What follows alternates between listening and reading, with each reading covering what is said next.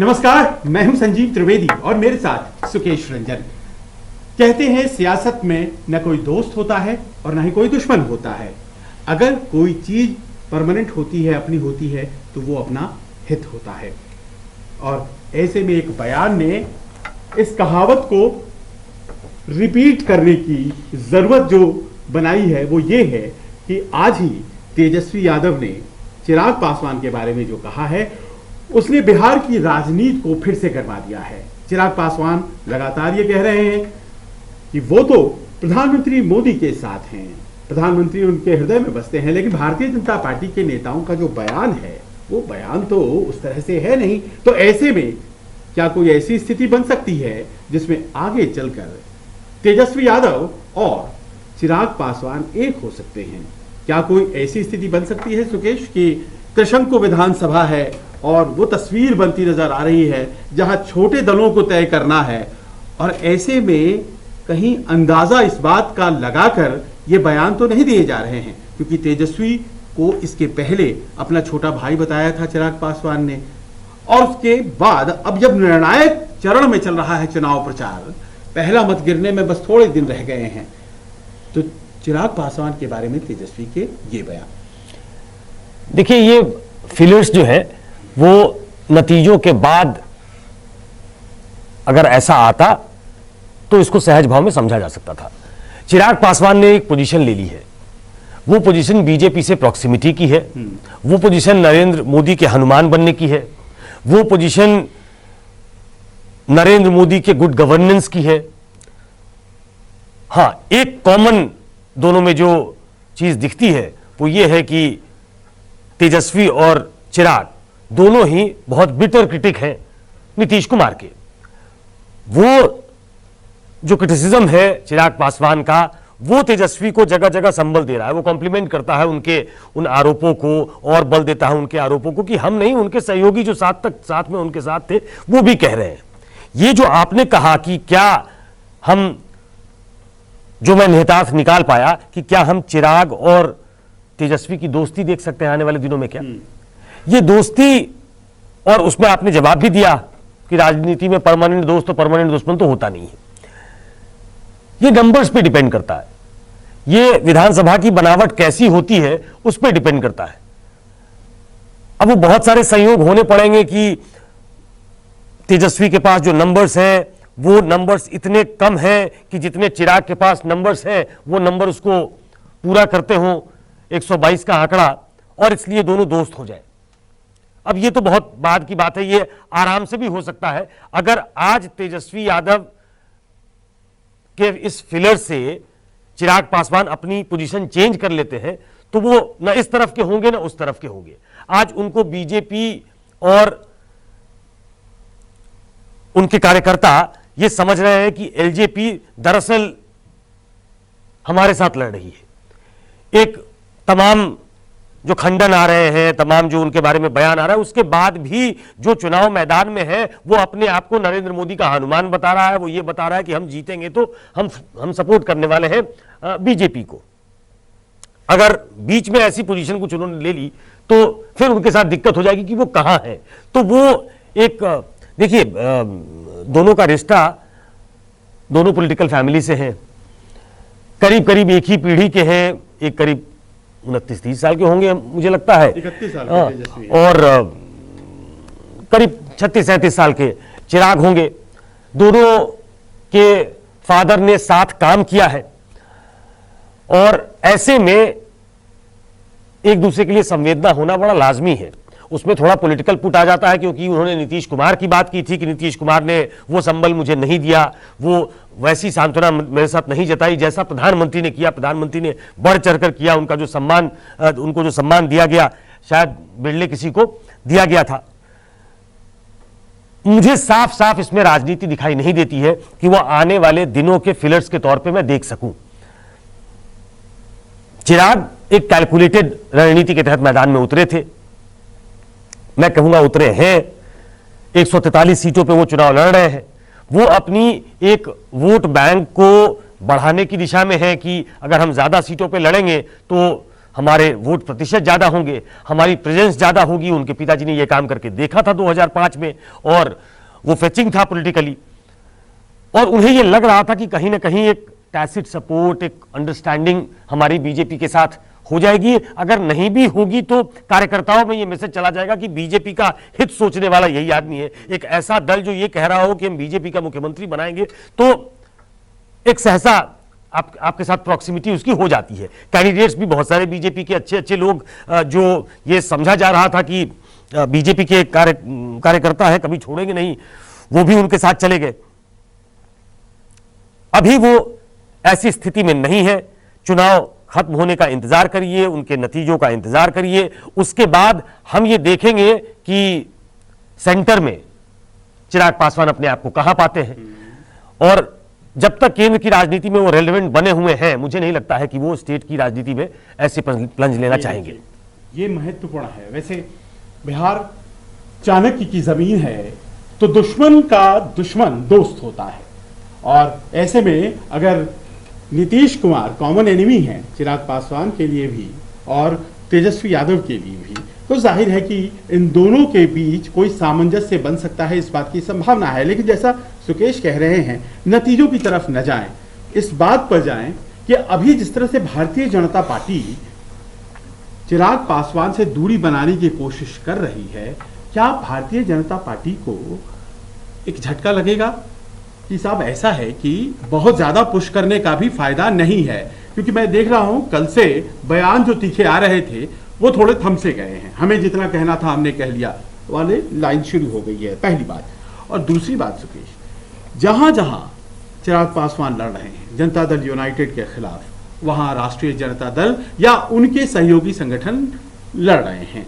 तो इसका मतलब यह है कि जो एनडीए के वोट बैंक में एक कंफ्यूजन है, उसका लाभ तो अपरोक्ष रूप से दे ही रहे हैं चिराग तेजस्वी को। तो क्या आपको लग रहा है कि वो जो एक कहीं ना कहीं बातें जो कही जा रही हैं तेजस्वी के द्वारा चिराग के लिए, दरअसल उनको फायदा होता दिखाई पड़ रहा है तेजस्वी को? नहीं, ये पहले दिन से हम सबका ये आकलन है कि जहां जहां राष्ट्रीय जनता दल के मजबूत उम्मीदवार होंगे और चिराग पासवान अपने उम्मीदवार उतारेंगे, वो एडवांटेज आरजेडी होगा। ये तो हम आकलन में देख ही रहे थे। और जब उन्होंने तय कर दिया कि हम जेडीयू के खिलाफ ही अपने उम्मीदवारों को उतारेंगे, हमारा बीजेपी से हमारी कोई लड़ाई नहीं है, 5 सीटें वो भी फ्रेंडली फाइट में हैं, उनके पास कोई दूसरा रास्ता नहीं था कि उन सीटों को छोड़ सकते थे, तो उन्होंने तो क्लियर कर रखा है कि उन्होंने बिल्कुल सीधी सपाट उनकी लाइन है कि हम एक तरफा प्यार ही सही, लेकिन हमारा एक तरफा प्यार होगा। उन्होंने बहुत स्मार्टली एक मूव किया है। उन्हें लगा कि जब अमित शाह, आपने कहा कि अब कल से धीमा पड़ गया है, अमित शाह के बोलने के बाद अब केंद्रीय नेतृत्व को यह लग रहा होगा कि इससे ज्यादा क्लैरिफाई करने की जरूरत नहीं है। जब अमित शाह के लेवल पे और उनकी बातों को एक तरीके से झुठला दिया अमित शाह ने, जब उन्होंने ये कहा, हमारे इंटरव्यू में भी कहा था कि क्रॉस द टेबल तो हमारी सीटों पे कोई चर्चा हुई नहीं, और अमित शाह ने ऑन रिकॉर्ड ये कह दिया कि सीटों पे चर्चा हुई, हम जितना दे सकते थे उतना ही दे सकते थे, सबने कंसीड किया, उन्हें भी कंसीड करना पड़ता। इससे ज्यादा हम कहेंगे नहीं, सार्वजनिक जीवन में इससे ज्यादा नहीं कहना चाहिए कि कितनी सीटें, लेकिन ये उन्होंने बताया कि सीटों की चर्चा हुई थी। तो अब उन्हें यह लगने लगा है कि शायद प्रधानमंत्री भी इसी लाइन को टो करेंगे। जब अमित शाह और तमाम केंद्रीय नेता इस तरीके की बातें कर रहे हैं तो वो एक मैसेज देंगे। और ऐसे भी वो रैली जो कर रहे हैं वो एनडीए की रैलियां हैं, तो उसमें चिराग पासवान के लिए कोई अच्छी बात तो होने वाली नहीं है, एलजेपी के लिए तो अच्छी बात होने वाली नहीं है। तो उन्होंने बहुत स्मार्ट मूव आज ये किया कि उन्होंने कहा कि अगर जेडीयू को प्लेकेट करने के लिए प्रधानमंत्री को मुझ पर हमला करना हो तो वो हमला कर सकते हैं।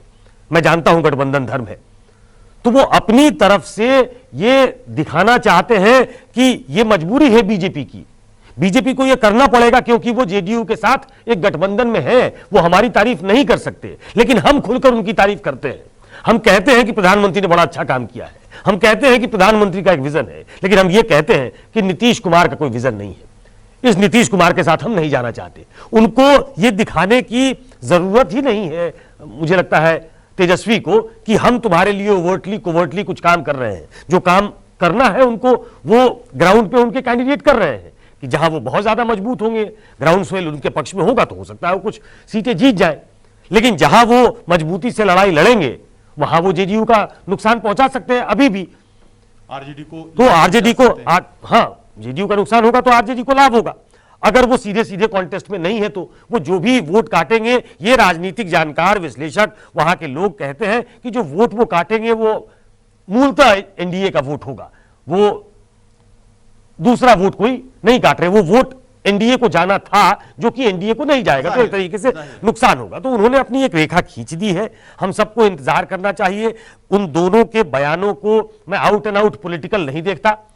एक के घर में एक दुखद मौत हुई है, दूसरा जो है वो चुनाव मैदान में है, और दोनों राजनीतिक परिवार से आते हैं और दोनों राजनीति में है, और ऐसे समय में यह दुखद घटना हुई है जब राजनीति चल रही है, तो वो भी उस घटना का जो पॉलिटिकल डिविडेंड हो सकता है वो चिराग पासवान भी लेना चाहेंगे, और तेजस्वी भी नीतीश कुमार पे हमला करने का उनको एक मौका मिलता है जब ऐसा बयान आता है। तो मुझे लगता है कि चुनाव का नतीजों का इंतजार करिए संजीव, और उसके बाद बहुत हद तक क्लैरिटी आएगी। अगर वो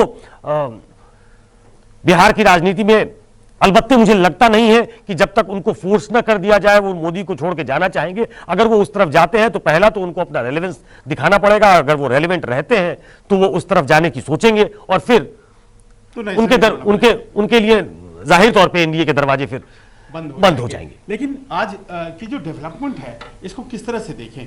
तेजस्वी यादव का एक बयान आता है, आज ही मैं सुन रहा था, उपेंद्र कुशवाहा बहुत ज़्यादा रेलिवेंट नहीं है लेकिन सुकेश वो कह रहे थे कि देखिए मैं तो रहा हूं एनडीए में, और जिस तरह से ये छाती फाड़कर हनुमान वाली भूमिका में हैं, वहां पर दलित और पिछड़ों का कोई सम्मान नहीं है। तेजस्वी चिराग पासवान को ये समझना चाहिए।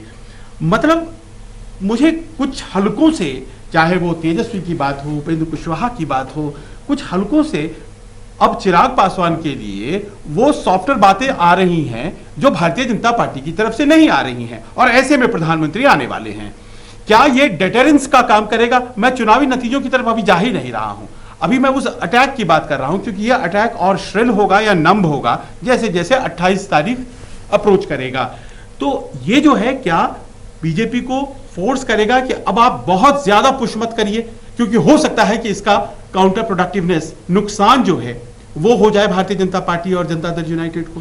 देखिए, जिस लेवल पे बीजेपी ने अब अपनी दूरी बना ली है चिराग पासवान से, जिस स्तर के नेताओं ने बयान दे दिया है और प्रधानमंत्री खुद चूंकि आने वाले हैं, तो अब उसमें बहुत ज्यादा मैं रीड करने की कोशिश नहीं कर रहा हूं।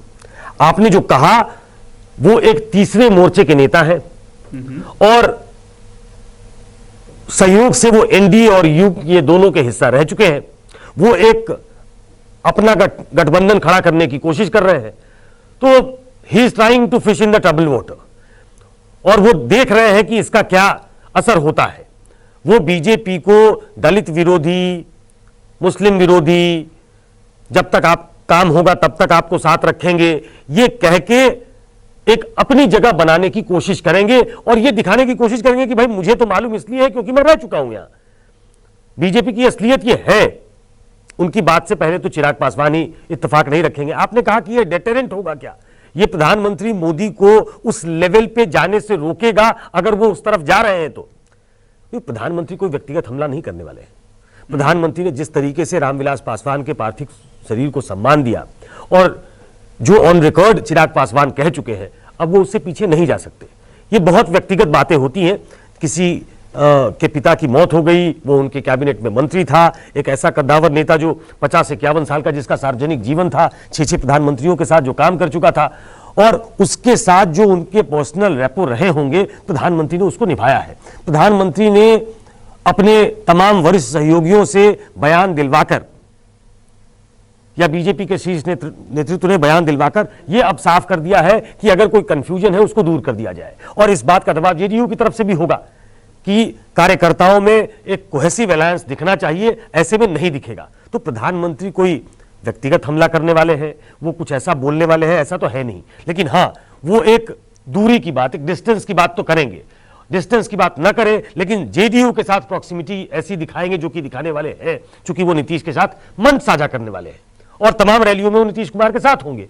तो उनका वहां दिखना, नीतीश कुमार की तारीफ करना, जिस नीतीश कुमार के बारे में चिराग पासवान की बिल्कुल जुदा राय है, उसके बारे में अगर प्रधानमंत्री उनके बगल में बैठकर उनकी तारीफ करेंगे और बिहार को उनके दृष्टि में चलने के लिए कहेंगे कि इनकी दृष्टि बिहार के लिए बहुत अच्छी है, तो मैसेज साफ चला जाता है। उसमें मुझे नहीं लगता है कि उपेंद्र कुशवाहा और बाकी लोग जो बयान देते हैं उसका बहुत ज्यादा मतलब होगा। तो ऐसे में अब युवाओं की बात तो होती रही है, तो ऐसे में क्या ये चुनाव आखिरी चुनाव था पुराने जनरेशन के लिए? ये बहुत बहस में बात चल रही है।